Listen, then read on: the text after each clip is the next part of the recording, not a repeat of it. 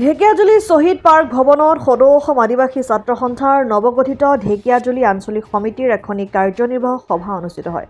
উল্লেখযোগ্য যে সাংগঠনিক দিশত আলোচনা কৰাৰ লগতে অসমত বসবাস কৰা আদিবাসী লোকসকলৰ বিভিন্ন জ্বলন্ত সমস্যা সামৰি আদিবাসী ছাত্ৰ সন্থাৰ নৱগঠিত ঢেকিয়াজুলি আঞ্চলিক সমিতিৰ উক্ত কাৰ্যনিৰ্বাহক সভাখনি ঢেকিয়াজুলিৰ শহীদ পাৰ্ক ভৱনত অনুষ্ঠিত হয়।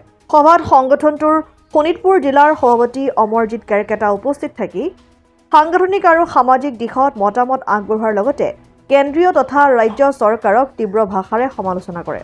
উক্ত কাৰ্যনিৰ্বাহক সভাখনিত সদৌ অসম আদিবাসী ছাত্ৰ সন্থাৰ শোণিতপুৰ জিলাৰ সম্পাদক বেঞ্জামিন হাছাপুৰ্তি, নৱগঠিত ঢেকিয়াজুলি আঞ্চলিক সমিতিৰ সভাপতি অমৃত চেজানহৰ, সম্পাদক খ্ৰীষ্টফাৰ একাৰ লগতে আঞ্চলিক সমিতিৰ অন্যান্য বিষয়ববীয়াসকল উপস্থিত থাকে।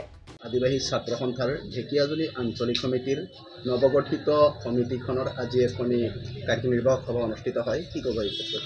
হয়, আমাৰ আজি কাৰ্যকৰী সভা আছিলে আঞ্চলিকৰ লগতে, যিহেতু আমাৰ সাংগঠনিক ওপৰতে আলোচনা আছিলে বিভিন্ন ইছ্যুৰ ওপৰতে। আপোনালোকে নিশ্চয় গম পাইছে, যিহেতু আমাৰ দীৰ্ঘদিনীয়া ইছ্যুবিলাক চব পেণ্ডিং হৈ আছে, আজি তাৰিখত একো কাৰ্যকৰী হোৱা নাই। আজি অসম চৰকাৰে আমাক কথা দিছিলে এই বাই ইলেকশ্যনৰ আগমুহূৰ্তত আমাৰ কাষ্ট চাৰ্টিফিকেট ক্লিয়াৰ কৰিম বুলি, সেইটো নকৰিলে। 25 তাৰিখ দিন ধাৰ্য কৰিছিলে, সেইটো নহ'ল। লগতে সেইবিলাক বিভিন্ন ইছ্যুৰ ওপৰত আমি আলোচনা কৰিছোঁ।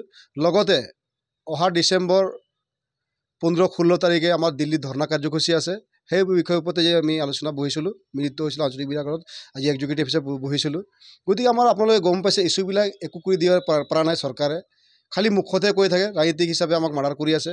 গতিকে সেই চৰকাৰৰ এগেইনষ্টত আমি বিকল্প ভাবিবলৈ বাধ্য হৈছোঁ।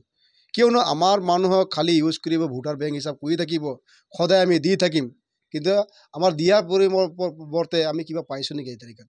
সেই বিষয়বস্তু আজিৰ ওপৰত আলোচনা হৈছে আজি আমাৰ আজি এক্সিকিউটিভ বৈঠকত আঞ্চলিক কমিটিৰ লগত। সেই আমাৰ আজি ইছ্যুবিলাক আছিলে, আপোনালোকে নিশ্চয় গম পাইছে।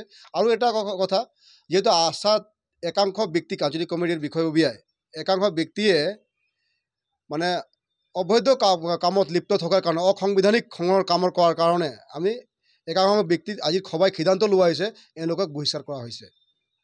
ঢেকিয়াজুলিৰ পৰা প্ৰশান্ত বৈশ্যৰ ৰিপৰ্ট, অসম আদিত্য। NKS হুণ্ডাইলৈ স্বাগতম। নৰ্থ ইষ্টৰ প্ৰথম GDSI 2.0 ফিচাৰ্ছ ডিলাৰ হৈছে NKS হুণ্ডাই।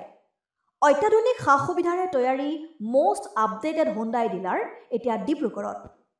আমাৰ NKS হুণ্ডাই ডিলাৰত open sales consulted room, customer ৰুমৰ লগতে পুৰণি গাড়ীৰ এক্সচেঞ্জ ফেচিলিটিও ৰখা হৈছে।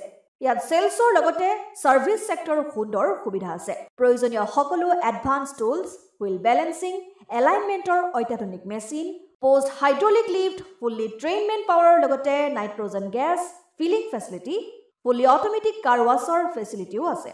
লগতে NKS হুণ্ডাই ডিলাৰে কাষ্টমাৰসকলৰ সুবিধাৰ্থে মোবাইল ছাৰ্ভিচ ভেনৰো ব্যৱস্থা ৰাখিছে, য'ত হাইড্ৰলিক লিফ্ট, ৱাছিং facility, wheel balancing, tyre pressure check কৰাৰ লগতে বহুখিনি সুবিধাই উপলব্ধ আছে। NKS হুণ্ডাইলৈ আহক আৰু সুবিধাসমূহ গ্ৰহণ কৰক।